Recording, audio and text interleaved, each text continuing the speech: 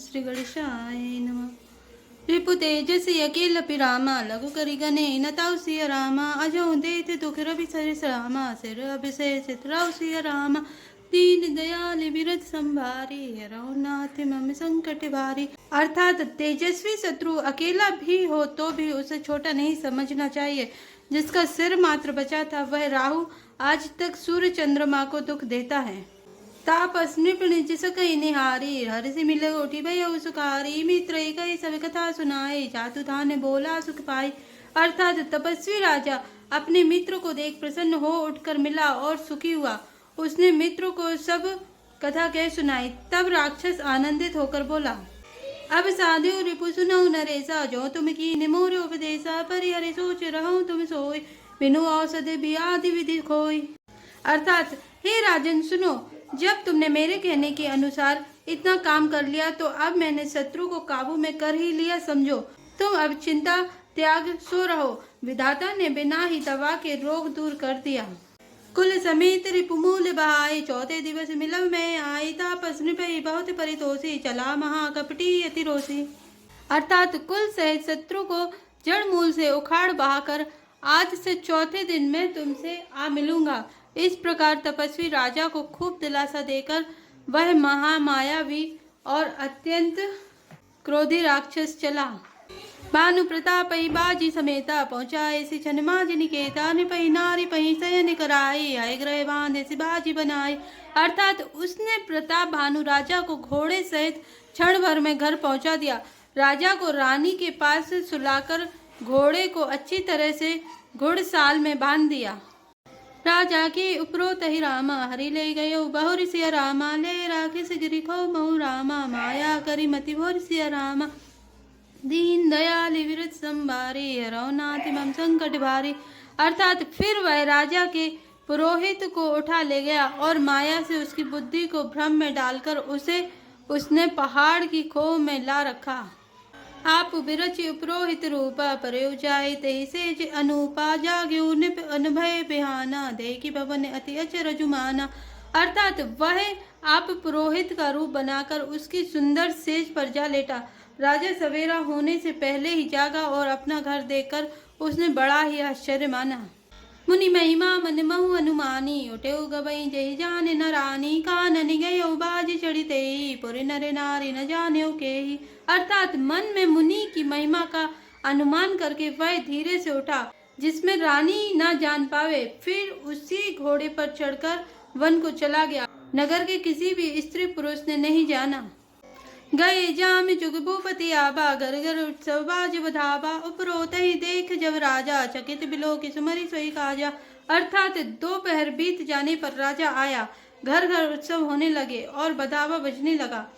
जब राजा ने पुरोहित को देखा तब वह अपने उसी कार्य का स्मरण कर उसे आश्चर्य से देखने लगा। जुग समन पे गए दिन तीनी कपड़ी मुनि पद रहे मति लीनी समय जानी उपरोहित आबा निपई मते सब कही समझाबा। अर्थात राजा को 3 दिन युग के समान बीते। उसकी बुद्धि कपटी मुनि के चरणों में लगी रही। निश्चित समय जानकर पुरोहित बना हुआ राक्षस आया और राजा के साथ की हुई गुप्त सलाह के अनुसार उसने अपने सब विचारों से समझाकर कह दिए। नृपहर से पहचानी गुरु रामा भ्रम बस रहा न चेत सिया रामा बरे तुरत सत सहज बर रामा बेप्र कुटुम्ब समेत सिया रामा दीन दयाल विरत संभारी हरौ नाथ मम संकट भारी। अर्थात संकेत के अनुसार गुरु को उस रूप में पहचान कर राजा प्रसन्न हुआ। भ्रमवश उसे चेत न रहा कि यह तापस मुनि है या काल केतु राक्षस। उसने तुरंत 1 लाख उत्तम ब्राह्मणों को कुटुंब सहित निमंत्रण दे दिया। उपरोहित जिबनार बनाई छरस चारि विधि जस श्रुत गाई माया मय तई कीनी रसोई व्यंजन बहु गनि सकई न कोई। अर्थात पुरोहित ने 6 रस और 4 प्रकार के भोजन जैसा कि वेदों में वर्णन है बनाए। उसने मायामयी रसोई तैयार की और इतने व्यंजन बनाए जिन्हें कोई गिन नहीं सकता। विविध मृगन कर मिश्रांदा तही में दुबे प्रमासु खल सांदा भोजन कऊ सब विप्र बुलाए पद पखारी सादर बैठाए। अर्थात अनेक प्रकार के पशुओं का मांस पकाया और उसमें उस दुष्ट ने ब्राह्मणों का मांस मिला दिया। सब ब्राह्मणों को भोजन भोजन के लिए बुलाया और चरण धोकर आदर से बैठाया। पर सन जब ही लाग मही पाला, भय आकाश वाणी तई काला, बे प्रबंध उठी उठी ग्रह जाऊ, है बड़ी हानि अन्न जनि खाऊ। अर्थात जैसे ही राजा परोसने लगा उसी काल केतु कृत आकाशवाणी हुई, हे ब्राह्मणों, उठ उठकर अपने घर जाओ, यह अन्न मत खाओ, इसके खाने से बड़ी हानि है। भयउ रसोई भूसुर मासु, सब तुझ उठे मानी विश्वासु, भूप विकल मति मोह बुलानी, भाभी बस न आओ मुखवानी। अर्थात रसोई में ब्राह्मणों का मांस बना है। आकाशवाणी का विश्वास मानकर सब ब्राह्मण उठ खड़े हुए। राजा व्याकुल हो गया, परंतु उसकी बुद्धि मोह में भूली हुई थी। होनहारवश उसके मुंह से एक बात भी ना निकली। बोले विप्र सकोप तब रामा, नहीं कछुकीन विचार सिया रामा, जाय निशाचर हो नृपरामा, मूढ़ सहित परिवार सिया रामा, दीन दयाल विरध संभारे, हराओ नाथ एवं संकट भारी। तब ब्राह्मण क्रोध सहित बोल उठे, उन्होंने कुछ भी विचार नहीं किया। अरे मूर्ख राजा, तू जाकर परिवार सहित राक्षस हो। छत्र बंधु ते विप्र बुलाए, छालय लिए सहित समुदाय, ईश्वर का धर्म हमारा, जयसि ते समेत परिवारा। अर्थात हे नीच क्षत्रिय, तू तो परिवार सहित ब्राह्मणों को बुलाकर उन्हें नष्ट करना चाहता था। ईश्वर ने हमारे धर्म की रक्षा की, अब तू परिवार सहित नष्ट होगा। सम्मति मध्य नाश तब हो, जलदाता न रही कुल को, नृप सुनी श्राप विकल अति त्रासा, भय बहोरी बर गिरा आकाशा। अर्थात 1 वर्ष के भीतर तेरा नाश हो जाए, तेरे कुल में कोई पानी देने वाला तक न रहेगा। साप सुनकर राजा भय के मारे अत्यंत व्याकुल हो गया। फिर सुंदर आकाशवाणी हुई, विप्र शाप विचारी न दीना, नहीं अपराध भूप कछुकीना, चकित विप्र सब मुनि नभवानी, भूप गयो जय भोजन खानी। अर्थात हे ब्राह्मणों, तुमने विचार कर शाप नहीं दिया, राजा ने कुछ भी अपराध नहीं किया। आकाशवाणी सुनकर सब ब्राह्मण चकित हो गए। तब राजा वहां गया जहां भोजन बना था। तहन असन नहीं विप्र सुआरा, फिर राव मन सोचे अपारा, सब प्रसंग मई सुर ने सुनाई, त्रसित परेउ अविनीय कुलाई। अर्थात देखो तो वहां न भोजन था, न रसोईया ब्राह्मण ही था। तब राजा मन में अपार चिंता करता हुआ लौटा। उसने ब्राह्मणों को सब वृत्तांत सुनाया और बड़ा ही भयभीत और व्याकुल होकर वह पृथ्वी पर गिर पड़ा। भूपति भावी मिटे नहीं रामा, जतपि न दू संतोष सिया रामा, किए अन्यथा होई नहीं रामा, विप्र श्राप अति घोर सिया रामा, दीन दयाल विरत संभारी, हराओ नाथ मम संकट भारी। अर्थात हे राजन, यद्यपि तुम्हारा दोष नहीं है तो भी होनहार नहीं मिटता। ब्राह्मणों का शाप बहुत ही भयानक होता है, यह किसी तरह भी टाले टल नहीं सकता।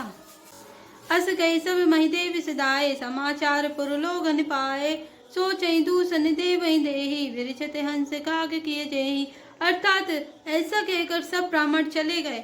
नगर वासियों ने जब यह समाचार पाया तो वे चिंता करने और विधाता को दोष देने लगे, जिसने हंस बनाते बनाते कौवा कर दिया। ऐसे पुण्यात्मा राजा को देवता बनाना चाहिए था, सो राक्षस बना दिया। उपरोतई भवन पहुँचाए, असुर ताप सही खबरी जनाए, तई कल जय तय पत्र पठाए, सजिस जिसे निभूप सब धाय। अर्थात पुरोहित को उसके घर पहुंचाकर असुर कालकेतु ने कपटी तपस्वी को खबर दी। उस दुष्ट ने जहां तहां पत्र भेजे, जिससे सब बैरी राजा सेना सजा सजा कर चढ़ दौड़े। घेरिन नगरी निशान बजाए, विविध भांति निज होई लड़ाए, झूले सकल सुबट करी करिनी, बंधु समेत परव निप धरिनी। अर्थात और उन्होंने डंका बजाकर नगर को घेर लिया। नित्य प्रति अनेक प्रकार से लड़ाई होने लगी। प्रताप भानु के सब योद्धा शूरवीरों की करनी करके रण में जूझ मरे। राजा भी भाई सहित खेत रहा। सत्य केतु कुल को नहीं बाँचा, विप्र श्राप किमि होई असाचा, रिपुजिति सब नृप नगर बसाए, निजपुर गबने जय जसु पाए। अर्थात सत्य केतु के कुल में कोई नहीं बचा। ब्राह्मणों का शाप झूठा कैसे हो सकता था। शत्रु को जीतकर नगर को फिर से बसाकर सब राजा विजय और यश पाकर अपने अपने नगर की ओर चले। भरद्वाज सुनी जाहि जब रामा, होई विधाता बाम सिया रामा, दूरी मेरु सम जनक जम रामा, ताहि ब्याल सम दाम सिया रामा, दीन दयाल बिरद संभारी, हरौ नाथ मम संकट भारी।